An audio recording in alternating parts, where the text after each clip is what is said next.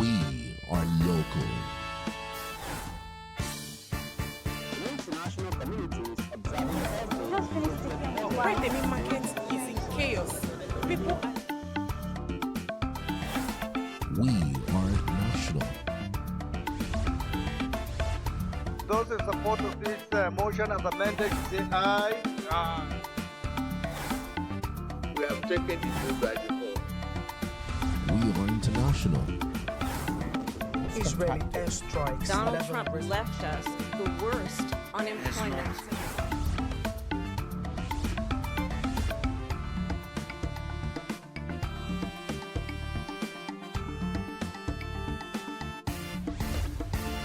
Signature TV, news in your pocket. Northwest as Lakurawa bandits continue to operate. And still joining us from Birnin Kebbi is Colonel Samalia Yombe Dabai. He's the immediate past Deputy Governor of Kebbi State and retired colonel. Good morning. Thank you so much for joining us. Good morning, and thanks for having me. All right, good morning. Good Please morning. tell us what's the situation in Birnin Kebbi right now, Northwest, just in Northwest. especially in the Northwest. What's the situation? The situation is hasn't changed much from the threat that we have from Laparawas, as you know. These are people that take advantage of the porous nature of our borders, and they come in to create the havoc they have been killing, stealing our people's cows and making life unbearable. The situation is still, but the security agents are doing their best to curtail this incursion. I think that is the present situation. All right, Colonel, we know that the Northwest region of Nigeria has been faced with prolonged, insecurity situations, particularly from these armed groups referred to as bandits. But why has it been so difficult to completely suppress the activities of these Lakurawa bandits despite years of security efforts? It's because of the prevailing nature of the security of the nation. There is no area or no zone or no state that is not faced with security threat. And so the security agents are overstretched to confront the prevailing situation. And Northwest is not left behind. Right now, the fight against Laparawas is ongoing, and I am happy the security agents are doing the best they can, and specifically Kebbi State that have been the victim, especially in Arewa and Audi area. And, the security agents are out there trying to curtail the incursion.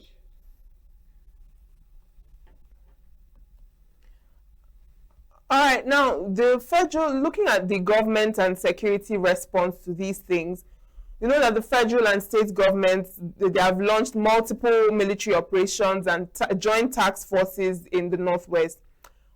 I would like to know, in your opinion, what gaps do you see in the current security strategies that allow these bandits to regroup and continue operations?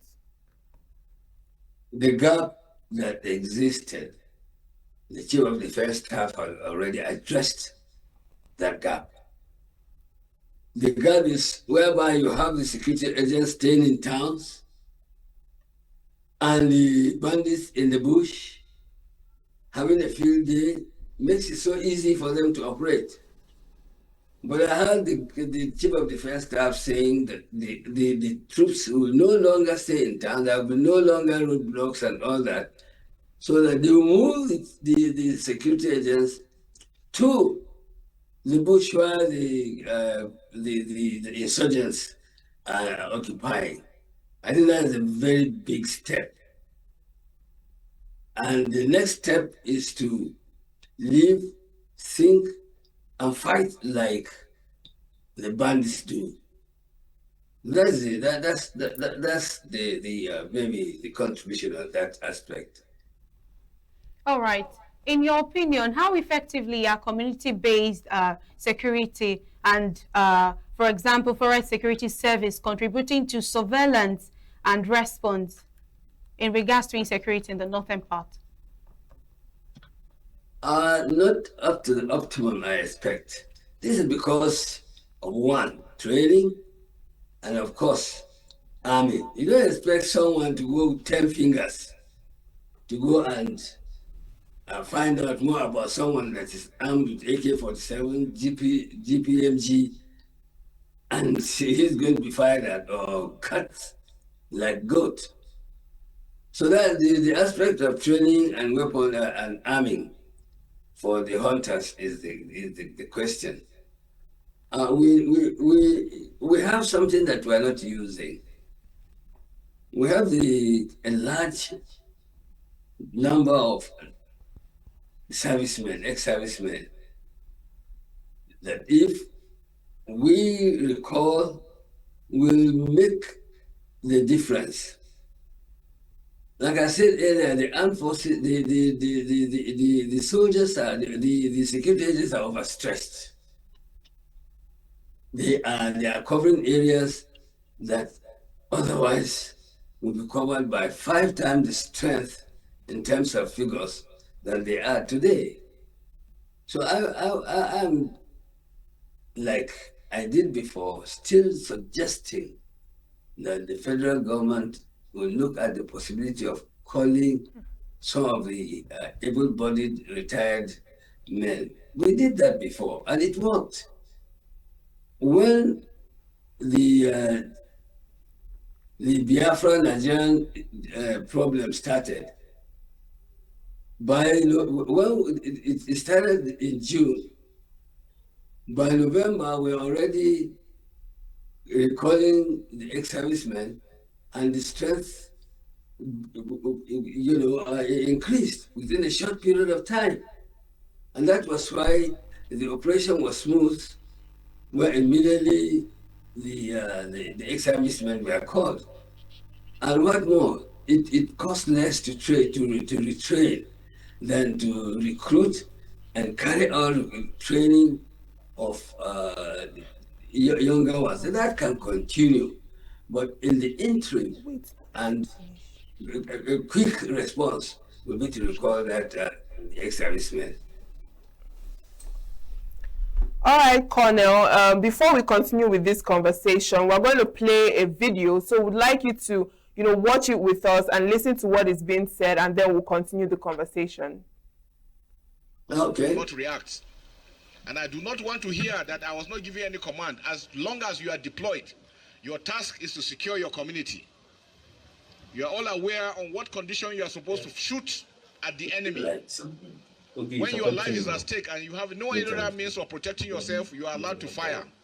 When your colleague's life is at stake and there's no way you can stop, you are allowed to fire.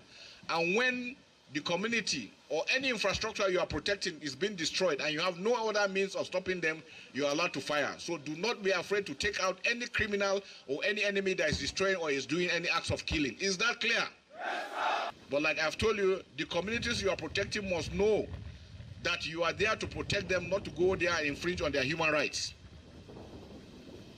I'm going to hold every commander, from the sector commander to the company commander to the platoon commander to the section commanders responsible. If anything happens within your AOR and you do nothing, you will be court-martialed. That I guarantee you. But again, our policy is to reward hard work and punish indolence. When you do well, we'll commend you, we'll give you awards, and then we'll take care of you the more. You will be promoted. Is that clear? Yes, sir. With the new concept, all armed forces personnel will be withdrawn from within the towns and will go out into the bushes. All checkpoints to be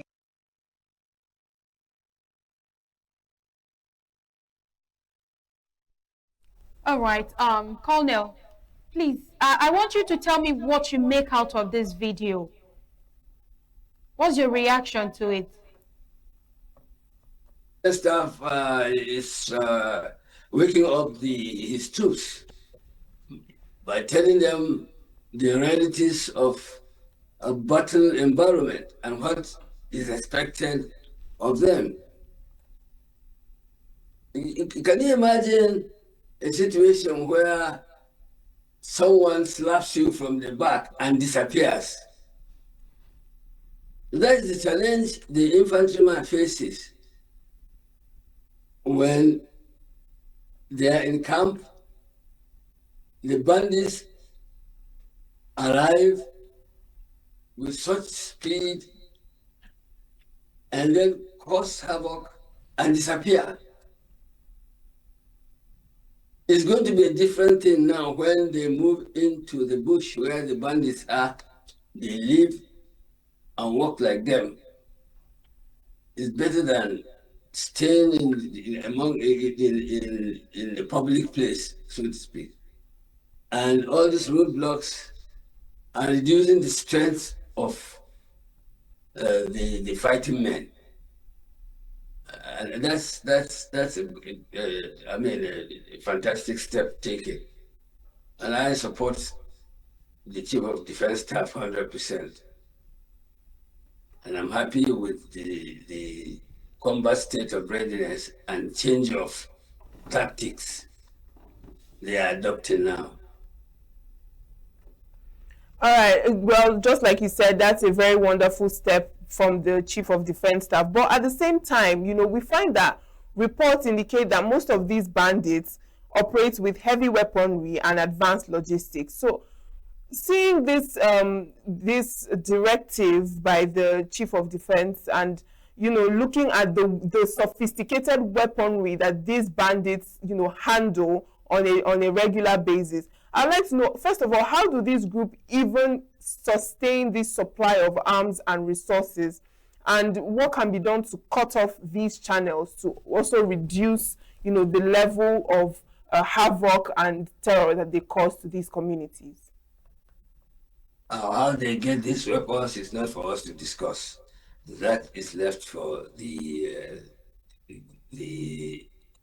established intelligence source. They will tell you how that is done.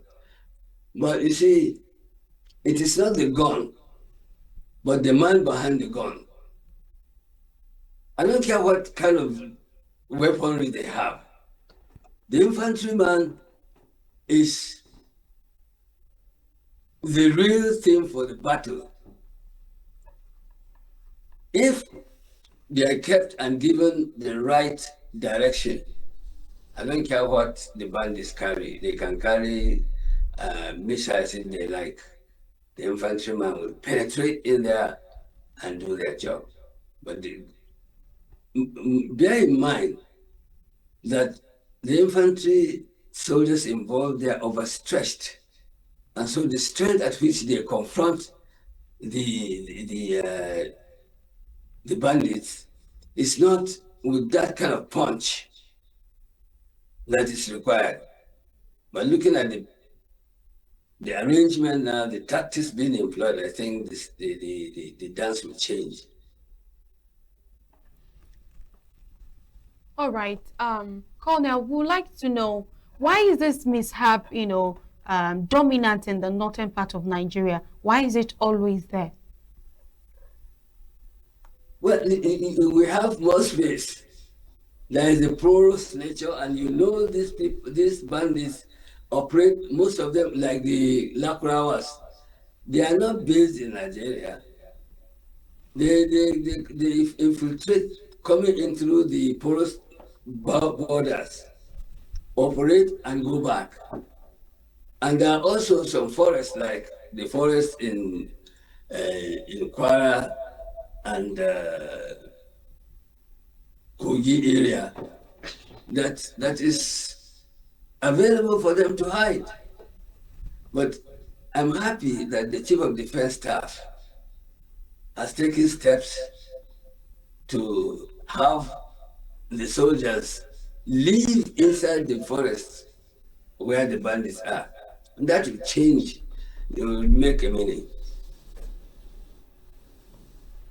Now, aside from the reasons that you've given, others also suggest that this banditry in the Northwest is also linked to issues of farmer-herder conflicts and competition over natural resources. So I'd like to know, in your opinion, how much would you say, how much of these bandit operations are tied to these reasons also? This issue of farmer herders is long looked at. I consider it an antiquated reason, or as maybe said. The thing is, there is a hidden reason for all that. When people are kidnapped, large sums of money are asked for, would that be linked to cattle and farmers conflict? The interest is somewhere else. And I think, like some of us also think, it has some political undertone that cannot be, people who don't like to discuss. And that's my take. All right. Before we go, we'd like you to tell us the immediate actions you would recommend for residents, especially those in the rural and border areas. What kind of actions are you calling on the government to take, and what is your advice to those residents who feel that their safety is at risk?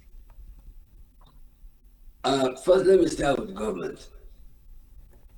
I would strongly advise that the strength of the infantry soldiers confronted with this mission be increased by recalling the retired soldiers that we have and have the strength and capacity with which to support. The soldier are overstressed. That's why they don't have that sponge that is expected of them in handling the security threat. Then for